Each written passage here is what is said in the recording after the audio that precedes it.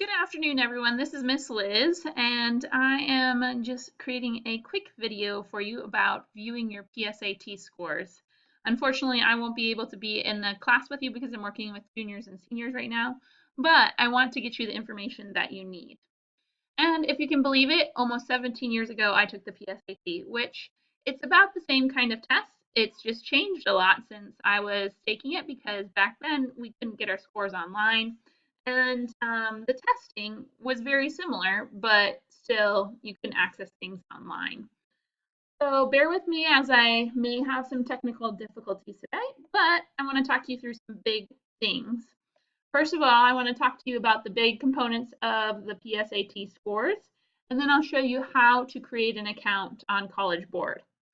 First of all, you'll be getting a score sheet either from Miss Liz or online through your own portal. The easiest way to do this is to go through your online portal. And the second easiest way to do this is to go see Miss Liz. I get a digital copy of your scores on December 3rd. You get a digital copy of your scores on December 11th. And the hard copy papers get sent to me, which I can make a copy for you and your family, but that's not until after Christmas. If you want to know things before then, make sure to stop by and see me in my office in D5, or make sure to create your own College Board account so you can view your scores.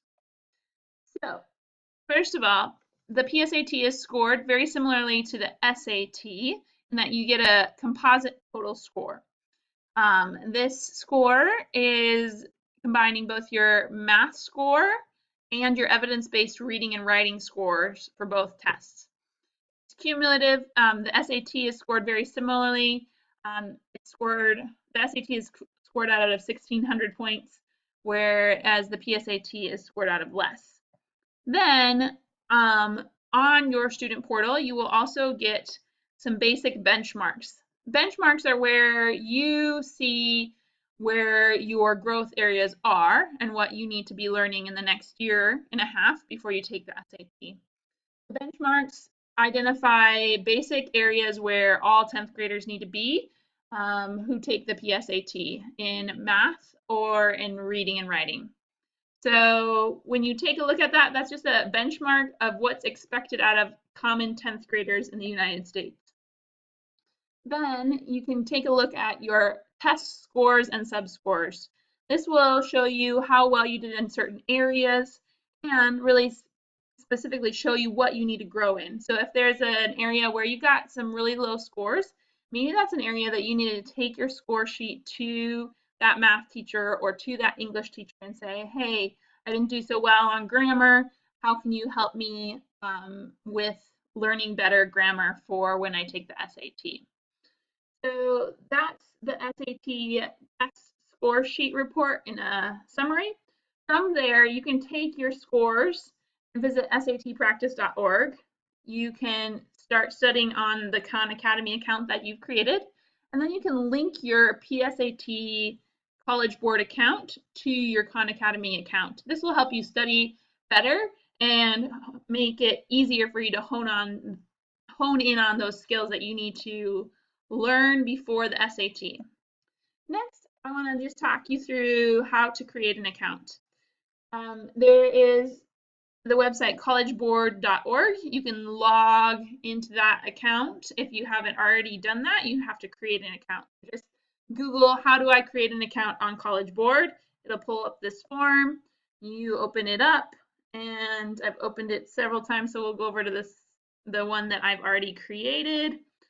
And in this form, you need to fill in your first name, your last name, your gender, your date of birth. This is Miss Liz pretending she's 15, and I'm no longer 15. I'm expected to graduate in 2021, just like you guys. And then make sure you identify that you live outside the US. Cayman International School does show up on the PSAT website because we are an official testing center. Then make sure you create a username, password, and use an email address outside of your school email. I say this because this account is tied directly to your SAT scores and or if you take the CLEP test in college. So it's important that you have an email account tied to your College Board account that's not your school email.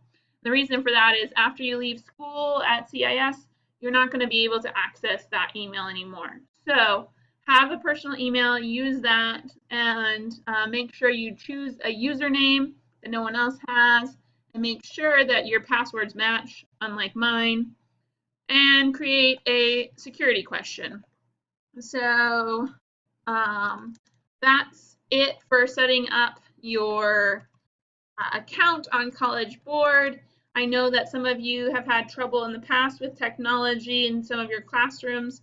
So if there is a problem with logging in and creating this account, feel free to stop by where I'm going to be at with the seniors in the labs. So I'll be down in the chemistry lab with the seniors, and I can help you then, or I can help you during lunchtime later in the week.